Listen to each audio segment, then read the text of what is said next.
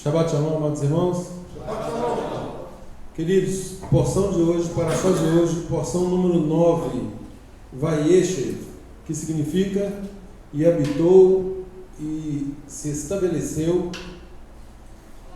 Está em Gênesis Bereshit, capítulo 37, a partir do verso 1 até o capítulo 40, versos 23.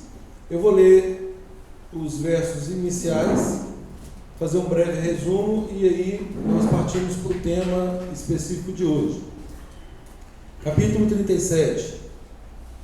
Habitou, ou se estabeleceu, é o nome da paraxá, Vayeshev. Habitou Jacó, na terra das peregrinações de seu pai, na terra de Canaã. Esta é a história de Jacó. Tendo José 17 anos, apacentava os rebanhos com seus irmãos. Sendo ainda jovem, acompanhava os filhos de Bila e os filhos de Zilpa, mulheres de seu pai, e trazia más notícias deles a seu pai. Ora, Israel, Jacó, amava mais a José que a todos os seus filhos, porque era filho da sua velhice, e fez-lhe uma túnica talar de mangas compridas. Vendo, pois, seus irmãos que o pai o amava mais que a todos os outros filhos, odiaram-no e já não lhe podia falar pacificamente. Teve José um sonho e o relatou a seus irmãos, por isso o odiaram ainda mais.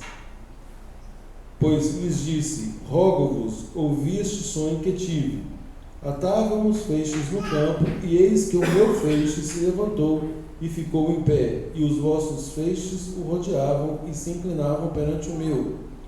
Então lhe disseram seus irmãos: reinarás com efeito sobre nós?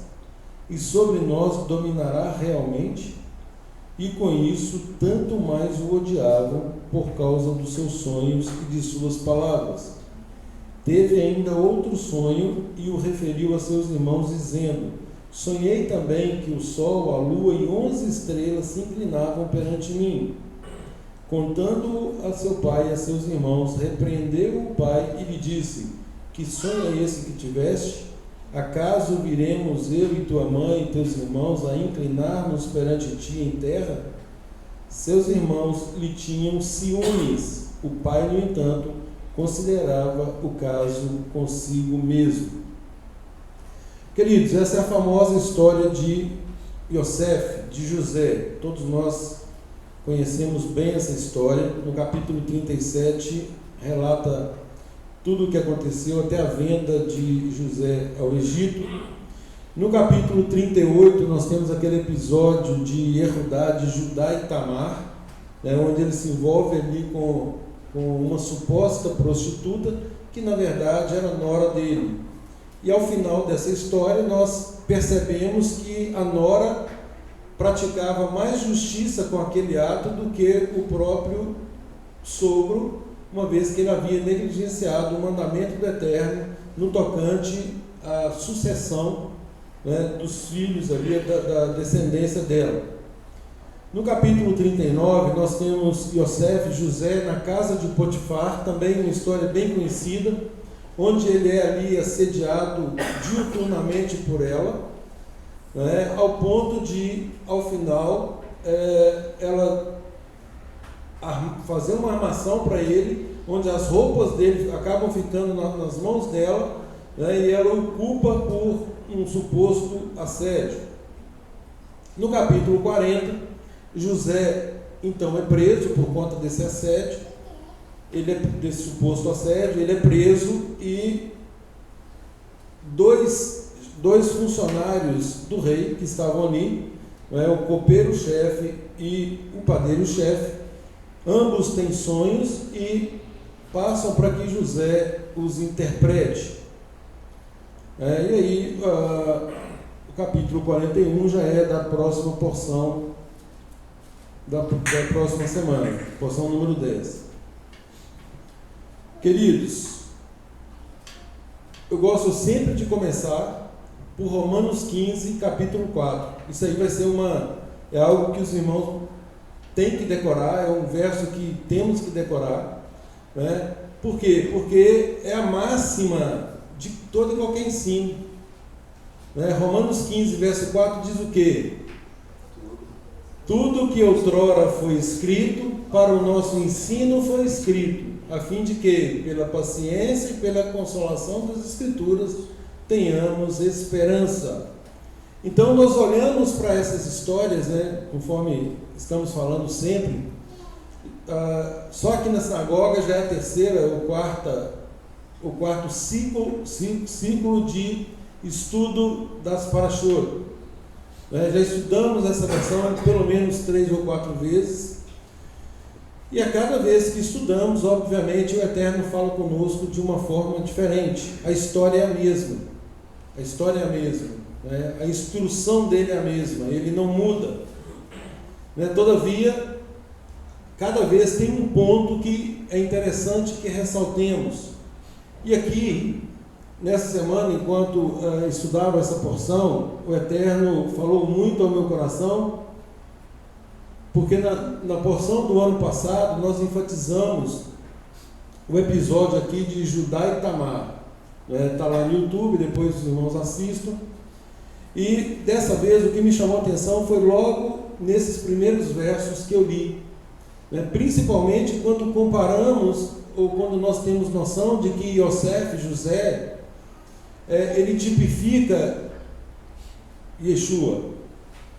Nós vamos ver na próxima Parashá, que também foi objeto de estudo do ano passado, onde Yosef se apresenta aos irmãos, se revela aos irmãos, estando ali já governando o Egito. E aqui, nesses primeiros versos, um detalhe me chamou a atenção, e aí eu vou relê-los, sobretudo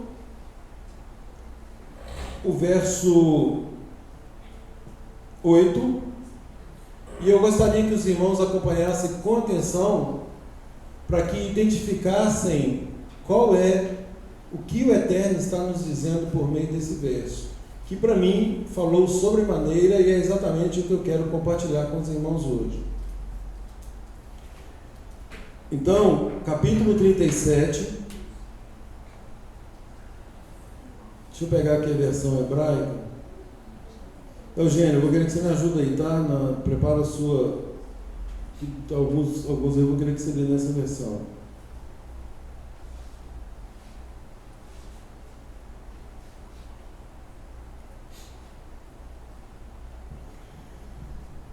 Então, capítulo 37, verso 8, diz assim, os irmãos aí replicando com José: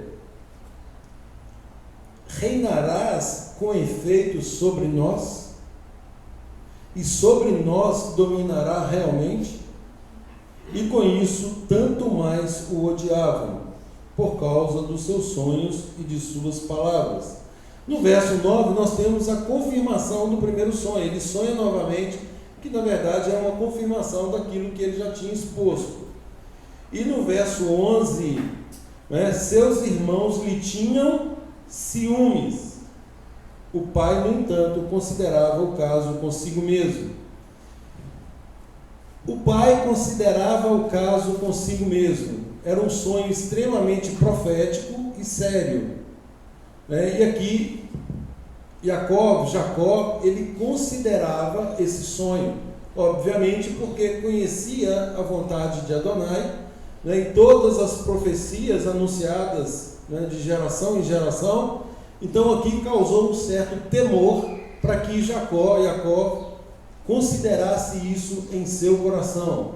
Voltemos ao verso 8. Reinarás tu sobre nós? Serás tu, Senhor, sobre nós? E o odiaram ainda mais, por causa dos seus sonhos e de sua palavra. Queridos, conseguem ver a similitude aí numa tipologia com Yeshua? Com o seu povo. Lá na frente isso fica muito fácil, Concretamente nós temos Yosef se revelando aos seus irmãos, e aí inclusive tipificando Yeshua, que vai se revelar aos seus irmãos por ocasião da vinda dele. Mas agora vejam bem a tipificação quando aconteceu. Nós estamos aqui na Torá, estudando a Torá, e o Eterno está dando o ponto exato do que ocorreria no futuro. Aí para o Rafa Miel, que está acompanhando, né, só para dizer que todas as profecias, tanto acerca de Yeshua, desde a criação de todo o universo, tudo que está registrado nesse livro se cumpriu ou está para se cumprir. Ou seja, essa é a exatidão. Isaac Newton, né, um grande cientista, ele considerava as Escrituras, né? Então, grandes homens, inclusive nomes aí seculares, consideram as Escrituras por entenderem realmente se tratar da vontade de Deus. Então, nós não podemos ignorar isso. Né? Existe um Criador. Oi? Isaac Newton escreveu um livro sobre o livro de Daniel e sobre as profecias, né? Lá em São Paulo, um modelo do museu. Exatamente. Estudando Daniel, e Yeshua fala: quem lê Daniel, entenda. Ou seja, presumindo que o seu povo, obviamente, lê a Taná, ou seja, a Torá e os profetas. Em várias vezes, Yeshua apresenta para os seus discípulos isso. Tudo que Moisés falou, ele testificava a respeito de mim. Quando ele estava a caminho de Emaús com os discípulos, né, ele perpassou por todas as Escrituras, por Moisés, né, pela Torá e pelos profetas, né, falando que as Escrituras testificavam a respeito dele. Então, tudo que está nas Escrituras, né, existe um motivo, existe um porquê, e está escrito aqui para nos ensinar, né, para nos abrir os olhos, para que nós tenhamos uma vida que efetivamente esteja dentro do padrão do Eterno. Por quê?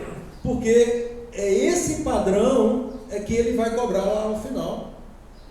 Então não adianta, gente, o que sempre estamos batendo na tecla, não é conhecer, é conhecer e praticar. Né? Conhecer só por conhecer, isso muitos conhecem a palavra, conhecem essas instruções, né, e não estão nem aí para elas. O grande ponto é conhecer e aplicar e praticar. Então, aqui hoje, né, nós temos os irmãos de Yosef, agora fazendo a tipologia de Yosef, de José com Yeshua, né, nós temos os irmãos dele questionando. Primeiro questionam, olha que interessante como questionam: reinarás tu sobre nós? Tu és realmente o rei?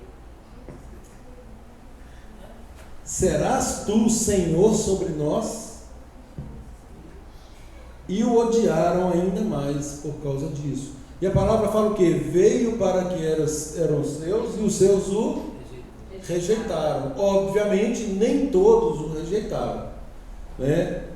Existe aí uma ênfase muito grande nessa questão de que todos o rejeitaram. Isso não é verdade, está registrado lá em Atos, no sentido de que dezenas de milhares creram nele.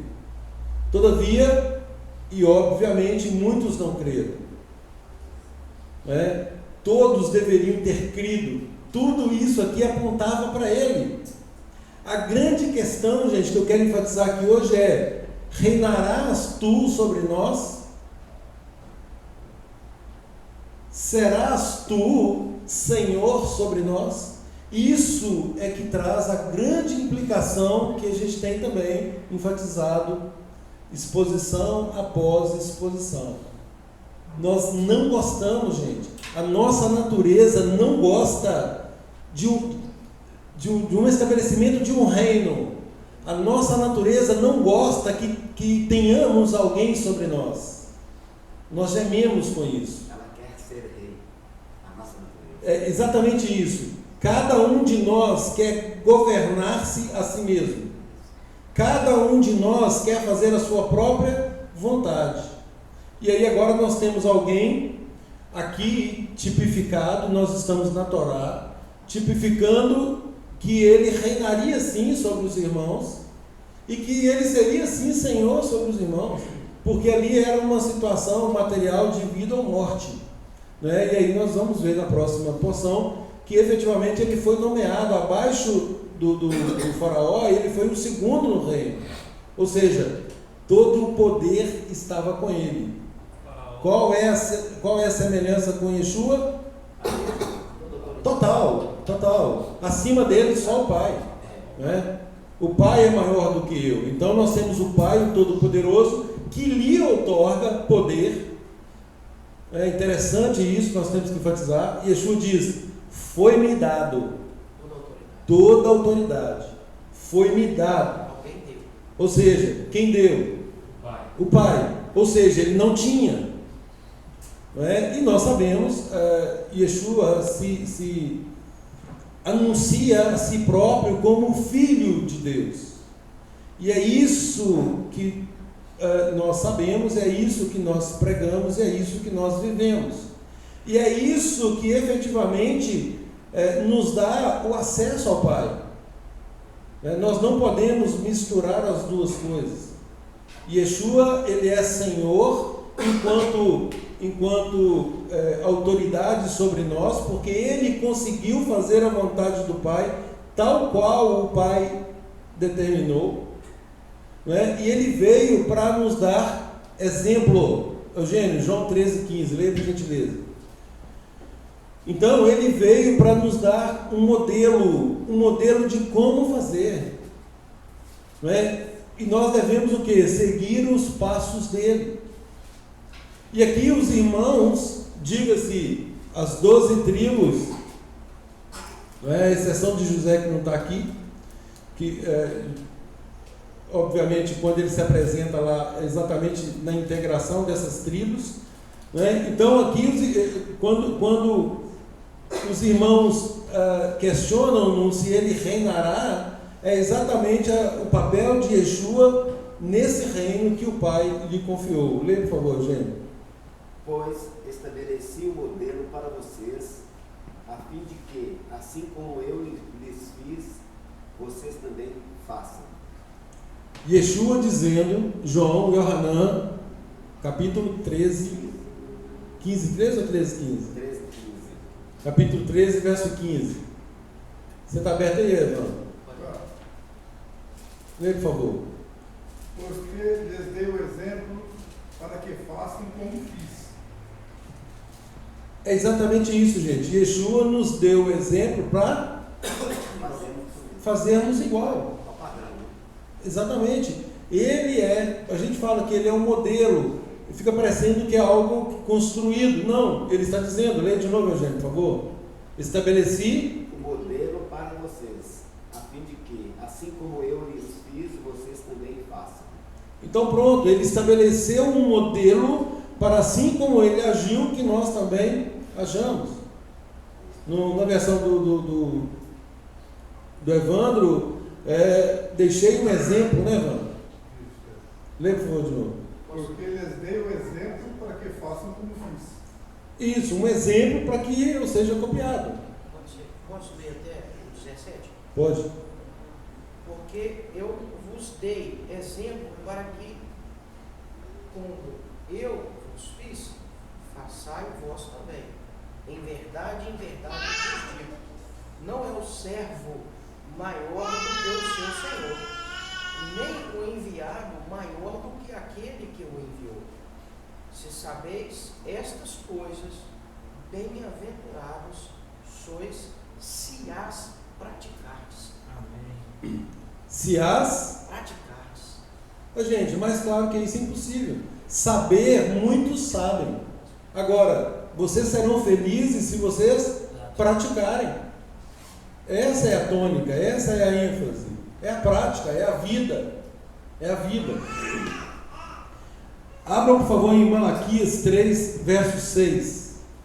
Malaquias é o último livro da Taná, do Antigo Testamento, né, como dizem. Malaquias 3,6. Quem achar pode ler. Pois eu sou Adonai, eu não mudo, e vocês são filhos de Jacó, ainda não chegaram ao seu fim. Olha aí, Eugênio, mais alto, por gentileza. Gente, ouçam ouçam essa versão. Pois eu sou Adonai. Pois eu sou Adonai. Eu não mudo. Eu não mudo. E vocês são filhos de Jacó. Olha aí, e vocês são filhos de Jacó. Exatamente o que nós estamos fazendo aqui. Ainda não chegaram ao seu fim. Ainda não chegaram ao seu fim. Então, mais uma vez, queridos, todo o ensino, ele tem um princípio, ele tem um meio e ele tem um fim. Quando nós falamos que cremos em toda a Escritura, obviamente nós estamos falando da Torá, de Gênesis a Deuteronômio, Gênesis, Êxodo, Levítico, Número e Deuteronômio, toda a Taná, todos os profetas, Salmo, Provérbios, terminando aí em Malaquias, e em continuidade na Brit Hadashah, vulgo Nova Aliança, ou renovação da aliança, começando em Mateus e vai até Apocalipse. Então, queridos, se nós não compreendermos isso, nós vamos ficar andando em círculos. É uma história progressiva. Qual é o cuidado que nós temos que ter? Que nenhuma menção na Brit Hadashah ou mesmo na Taná pode contrariar a Torá. Então, algo absoluto para nós é a Torá. A Torá é absoluta, ela não tem erro, inerrante. Ela é a espinha dorsal. E aí nós lemos todas as Escrituras, todas até Apocalipse, fazendo o cotejo, a comparação, e descobrindo que tudo está em sintonia. Não há contradição. Qualquer eventual contradição aos nossos olhos, ela é apenas aparente. E é isso, queridos, que nós temos que nos atentar. Primeiro, havendo essa suposta contradição, nós vamos buscar nas próprias Escrituras, não em outros escritos, não em escrito de A, de B, de C, de Z, nada disso.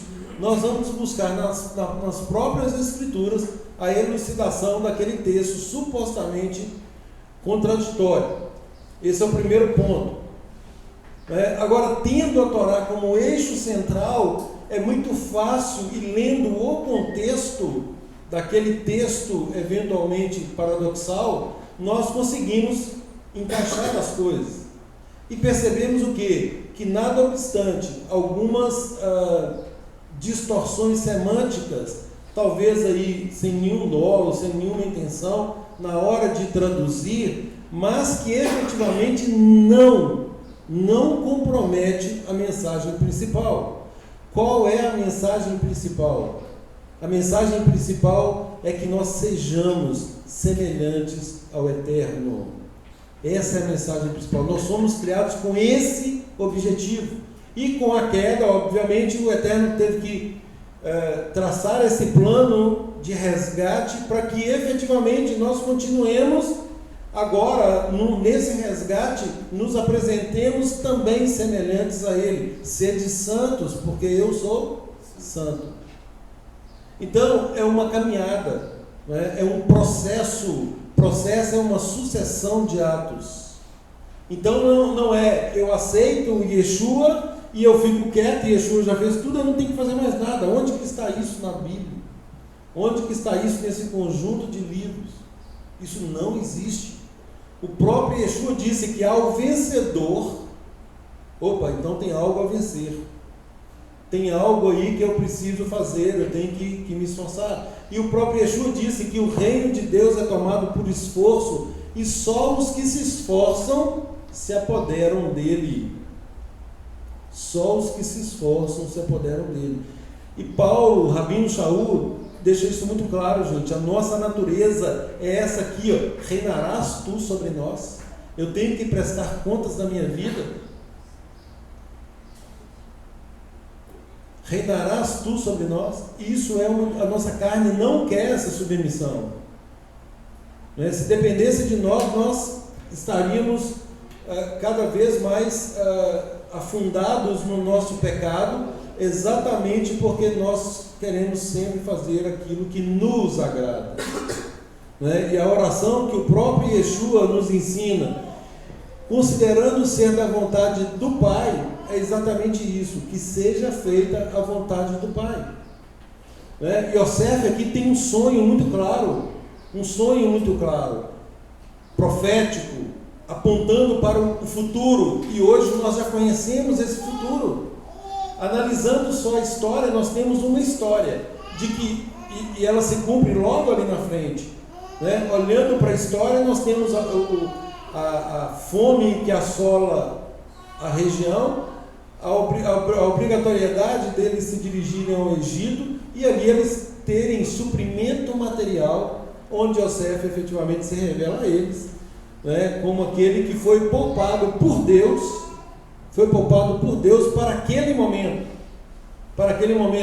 Só que tipologicamente, ou seja, quem lia a Torá, né, até pouco depois disso, ou vivenciando todos esses episódios, isso é uma coisa, a coisa estava acontecendo ali. Olha aqui, no momento que eles se encontraram no Egito, olha o sonho de Yosef se cumprindo. Ora, tudo que ele falou era verdade. Agora, nós olhamos hoje, 3.500 anos no mínimo para trás, e percebemos a tipologia de Yeshua que se cumpriu há 2.000 anos atrás. E isso nos dá o quê? Tem que nos dar temor. Porque o texto que Eugênio leu agora, Malaquias 3,6, eu, Senhor, não mudo, e vocês, ó filhos de Jacó, nós estamos incluídos nessa turma aqui. Vocês ainda não chegaram ao seu fim, ao seu final. Ou seja, a trajetória não acabou ainda. Não acabou ainda.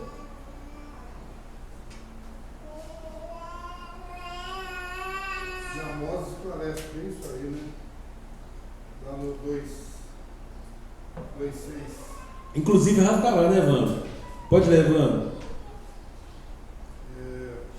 Eis o que diz Adonai: por 3 crimes de Israel, não por 4 não reverterei, por ter dividido o justo, por prata e o pobre por parte de sapato. Peraí que eu vi aqui essa frase que você acabou de falar aí. Um minutinho. Aqui está em 3:2. 3:1 e 2. Ouçam essa palavra de Adonai, pronunciou contra vocês, povo de Israel, contra toda a família que eu tirei da terra do Egito. Vocês são as únicas famílias de todas as existentes sobre a terra que conheci intimamente. Esse é o motivo de eu punir vocês por todos os seus crimes. 2 pessoas viajam juntos sem ter terminado de fazer isso. Então, é assim, mas fala das famílias, né? A família que ele preservou, que ele cuida. Abram, por favor, em João 6:45. João e Yohanan, capítulo 6, verso 45. Quem achar pode ler.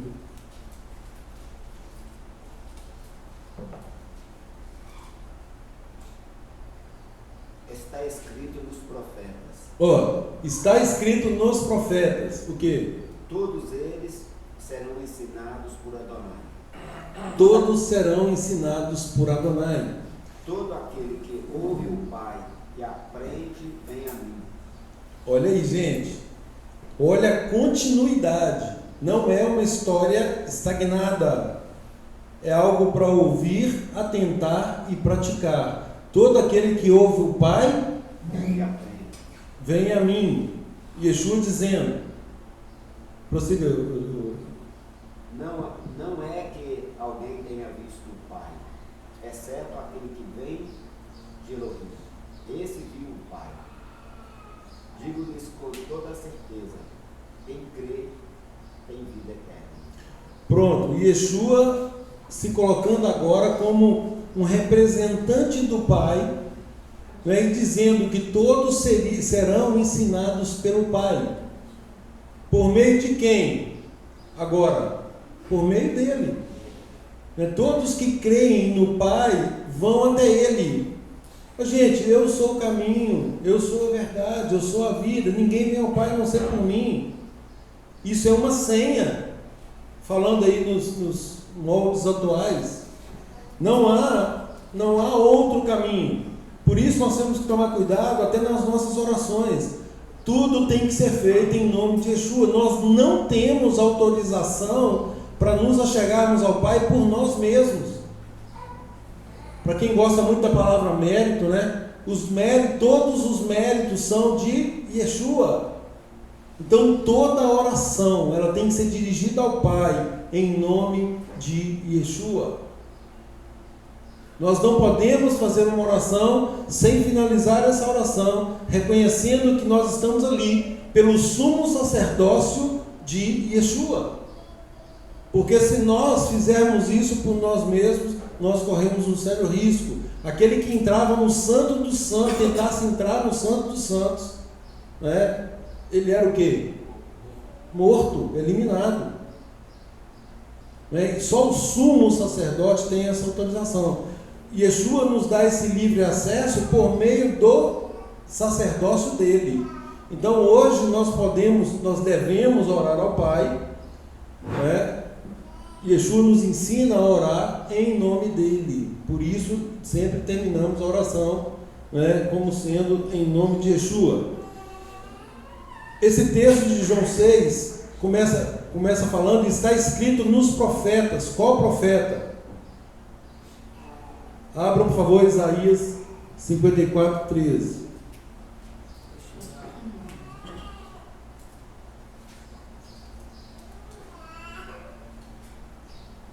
Todos os seus filhos, 54:13. Todos os seus filhos serão ensinados por Adonai, e grande será a paz dos seus filhos. Queridos, mais um mandamento para nós. Pais, atentem, né? Atentem. Todos os seus filhos serão ensinados por Adonai, e grande será a paz entre os seus filhos, ou dos seus filhos. Então, a verdadeira paz só vem com o ensino e a prática da palavra, da instrução. É o que Paulo fala com Timóteo, que ele insiste com Timóteo, né? Procura apresentar-te a Deus como um varão aprovado, que não tem que se envergonhar, que maneja bem a palavra da verdade. Ou seja, não nos envergonhemos dessa instrução. Vamos manejar bem, vamos manejar colocando em prática. Para quê? Para que nos apresentemos aprovados.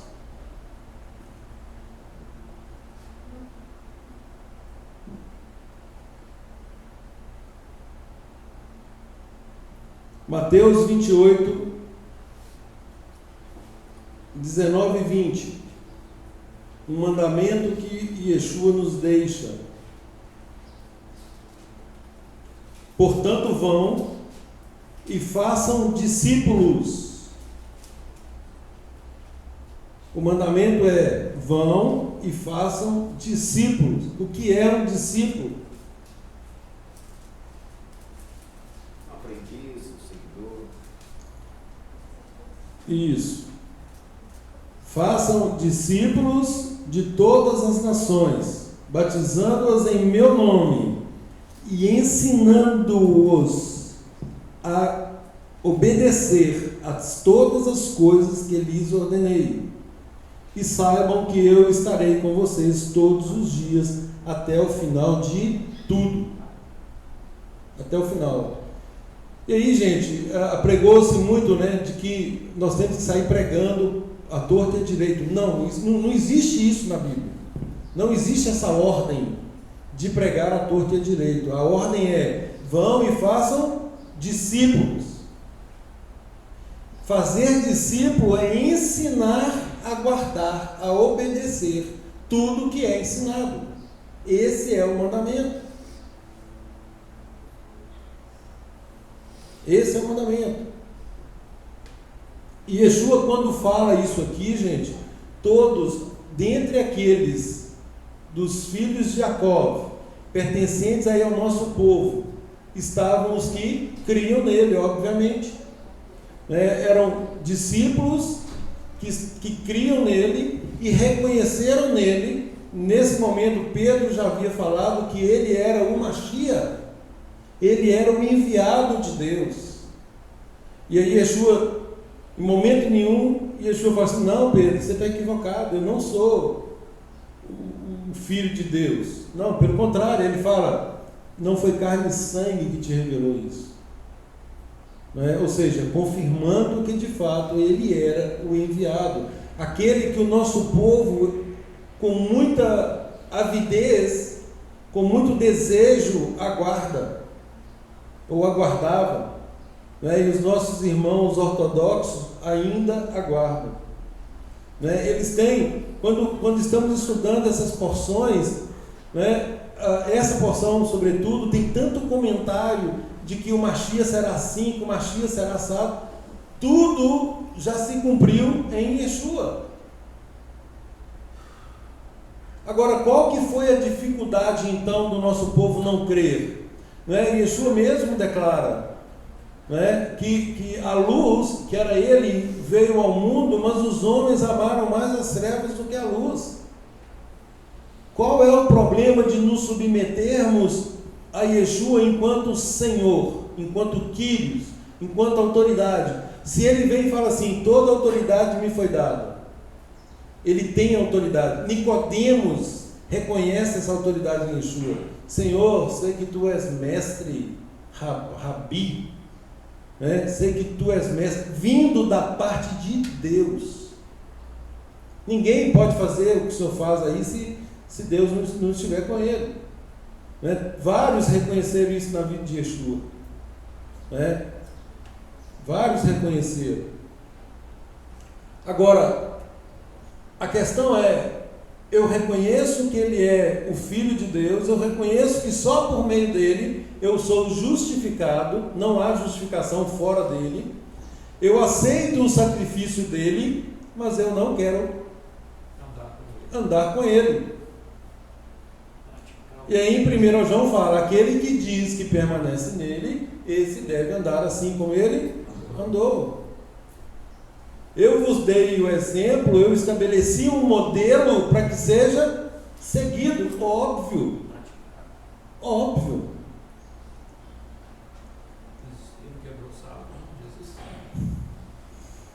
Então, queridos, aqui causou espanto aos nossos irmãos lá atrás, aos nossos pais: reinarás tu sobre nós? Quem é você? Serás tu Senhor sobre nós? Essa ideia é uma ideia que incomoda. Agora, nós precisamos, à luz da palavra, à luz da instrução do Eterno, à luz da Torá, nós precisamos quebrar esse paradigma. Nós temos que quebrar isso, no sentido de que nós somos escravos. Se nós não formos escravos daquilo que é certo, nós seremos escravos daquilo que é errado. Não tenha dúvida disso. Querido, isso tem a ver com o livre-arbítrio contaminado. O nosso livre-arbítrio foi contaminado. Rafael, você tem livre-arbítrio? Por que não?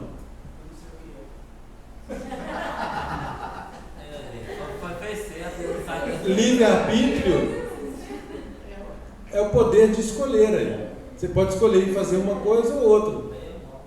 Você tem livre escolha, você tem isso? Você hoje escolheu vir para a sinagoga, você poderia não ter escolhido isso, não é verdade? Agora eu vou te fazer uma pergunta difícil. Essa foi fácil, vou te fazer uma difícil. Você pode fazer uma oração a Deus, dizendo para Ele assim: Senhor, eu nunca vou pecar. Você acha que isso é possível? E por que você acha que isso não é possível? Exatamente isso. O nosso livre-arbítrio, ele foi contaminado. Nós não temos esse livre-arbítrio na sua máxima essência. É isso que nós precisamos entender. Nós podemos, é óbvio que o Eterno coloca diante de nós as bênçãos e as maldições. e nos dá uma dica: escolham a bênção, escolham a vida. Agora, nós não temos a opção de fazer essa oração e dizer para o Eterno: Senhor, eu nunca mais vou pecar diante do Senhor. Essa é uma oração absolutamente louca, impossível, porque a própria palavra diz que aquele que diz que não peca é mentiroso.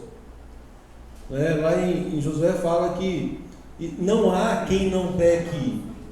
É óbvio, gente, é óbvio que na nossa caminhada progressiva e ascendente, olhando para o alvo, que Paulo fala, eu esqueço das coisas que para trás ficam e eu estou prosseguindo rumo ao alvo. É óbvio que rumo a esse alvo nós vamos nos aperfeiçoando. Tem aqueles pecados escabrosos que nós não podemos nem sonhar com eles mais. Muitas coisas nós fazíamos por ignorância. A partir do momento que nós temos conhecimento, nós vamos progredindo, nós vamos deixando essas coisas para trás. Esse é o caminho da santificação. Rapaz, eu nunca vi isso na palavra. Pois é, isso aqui está aqui como transgressão. E aliás, 1 João capítulo 3, verso 4, diz que pecado é a transgressão da Torá.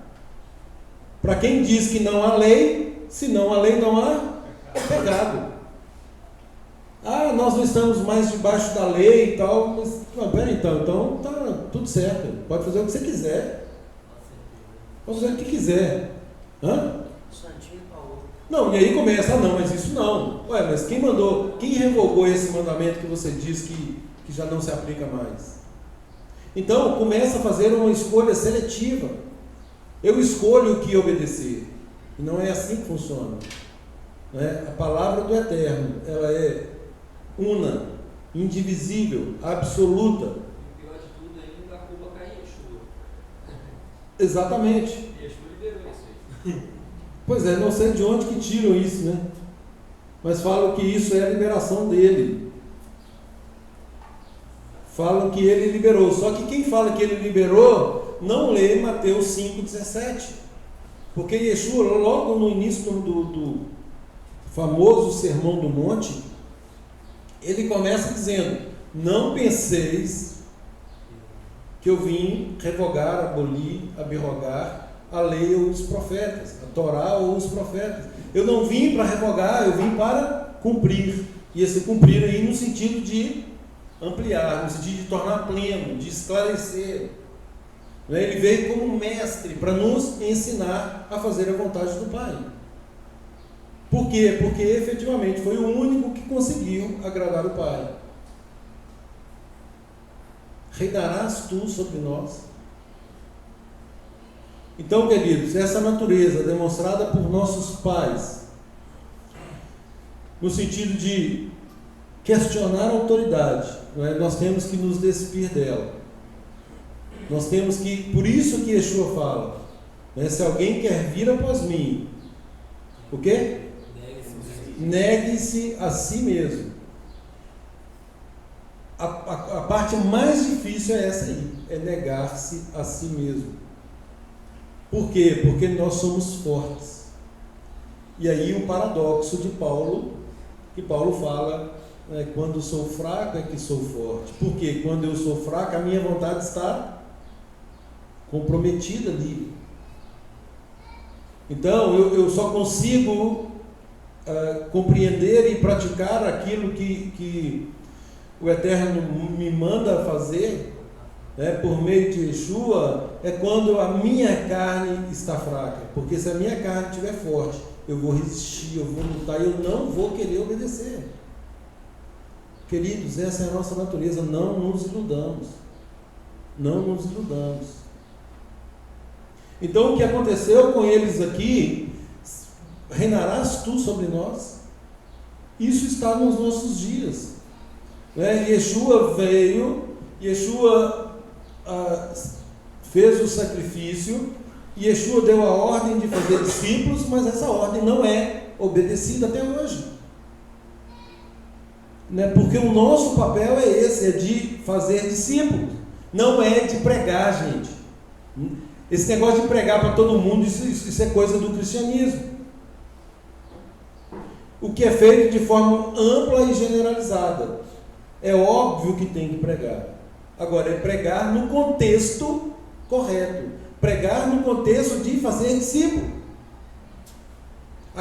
O ouvinte, ele tem que ter essa intenção, entendendo as coisas do reino, ele tem que ter a intenção de ser um discípulo. E aí sim, eu vou ensinar para ele tudo aquilo que ele precisa saber para ser um discípulo. Tudo aquilo para ele se submeter a esse governo que foi rejeitado. Reinarás tu sobre nós? E eu digo com tristeza, e é óbvio que eu me incluo nisso, né, que até hoje, né, nós questionamos essa autoridade de Yeshua. Até hoje. Muitos de nós valorizam muito mais os ritos externos do judaísmo do que uma vida plena de obediência à palavra. Muitos ainda fazem isso. Né? E se nós não compreendermos, né, que nós precisamos caminhar, obviamente, sem nunca olvidar, sem nunca esquecer a espinha dorsal, a Torá, nunca. A Torá é o eixo central, mas a Brit Hadashah nos ensina como cumprir a Torá, só que nós queremos cumprir na exterioridade dela, o que Yeshua condenou, e nós esquecemos que Yeshua condenou, e aí queremos fazer igual. Por fora vocês são sepulcros caiados, disse Yeshua àqueles que eram doutores da lei. Por fora são lindos. Lindos, maravilhosos, Por dentro, tudo bonitinho, né? Mas por dentro, por dentro são sepultura. podridão pura. Podridão. Podridão, não é? Por dentro, rebeldia. Isso. Por dentro, essa negação constante de querer efetivamente fazer a vontade do Eterno. E Yeshua disse que a comida dele consiste em fazer a vontade do Pai e tem um complemento aí. Qual que é o complemento? Concluir a sua obra. A minha comida consiste em fazer a vontade do meu Pai e concluir a sua obra. A obra do Pai. A obra do Pai, obviamente. Obviamente. Então Yeshua vem e estabelece um reino, exatamente porque reinará sobre nós, sim, está lá em Apocalipse. Vamos prosseguir no estudo. Né? Em Apocalipse, ele reinará durante 1000 anos e para sempre, após o período, após o milênio. 1 Coríntios, capítulo 15, versos 28 em diante, está fixado ali fora o verso. Quando todas as coisas estiverem sujeitas a Yeshua, ele entrega o reino ao seu Deus e Pai, ao nosso Deus e Pai também, e aí ele mesmo também se sujeita ao Pai, obviamente, para que o Eterno seja tudo em todos. Então, queridos, esse questionamento, reinarás tu sobre nós? Nós já estamos sob esse reinado. E a opção que temos, vamos obedecer? Vamos aceitar essa autoridade sobre nós? Vamos compreender de uma vez por todas que só existe um caminho e que é por ele que nós temos que andar? E aliás ele fala assim: sem mim nada podeis fazer. E muitas vezes nós deixamos de lado e vamos fazendo. Não vai dar certo. Sem mim nada podeis fazer. Isso é uma dica, gente, de alguém que ama muito ou nos ama muito. Não tente fazer isso. Não tente.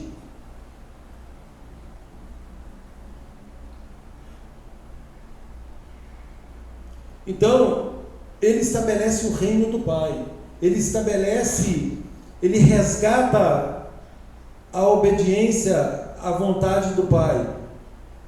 Quando ele disse para o jovem rico: queres entrar na vida eterna?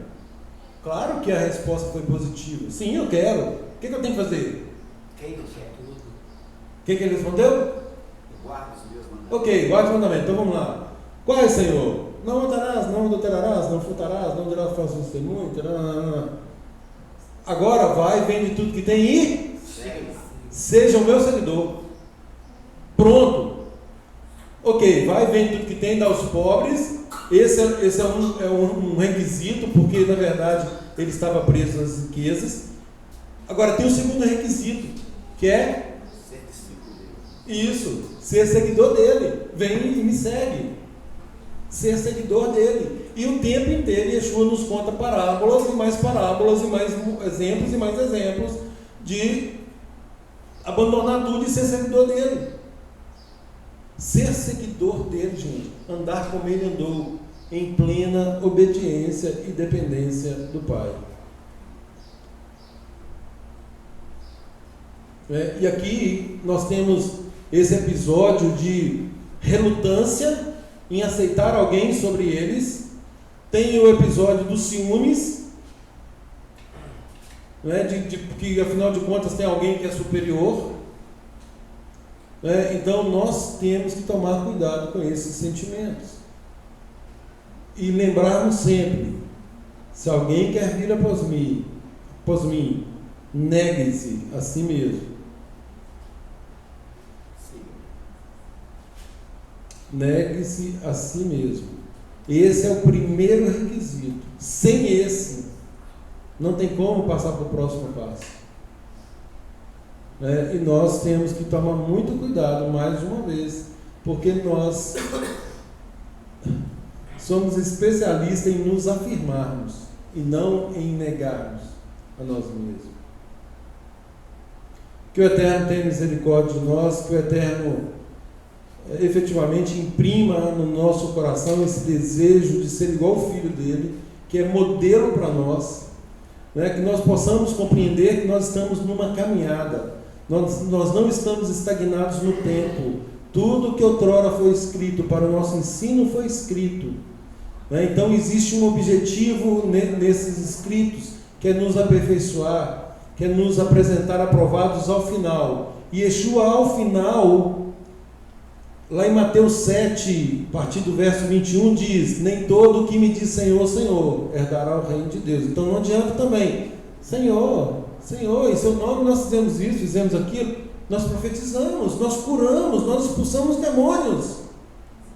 Apartai-vos de mim, nunca vos conheci. Vocês que praticam anomia, anomos, que são contra a lei, são contra a Torá. Então, ser contra a Torá, não precisa de esse negócio de lei, isso não existe. Enquanto o próprio conceito de pecado é taxativo, que pecado é a transgressão da lei. Então, quando essas pessoas se apresentarem, tendo feito tanta coisa, chamado, aceitado inclusive isso aí, será Senhor sobre nós? Senhor, Senhor, apartai-vos. Então que o Eterno nos mantenha em obediência para fazermos a vontade dele, que efetivamente nós compreendamos o que é negar a nós mesmos. Shabbat Shalom a todos. Amém.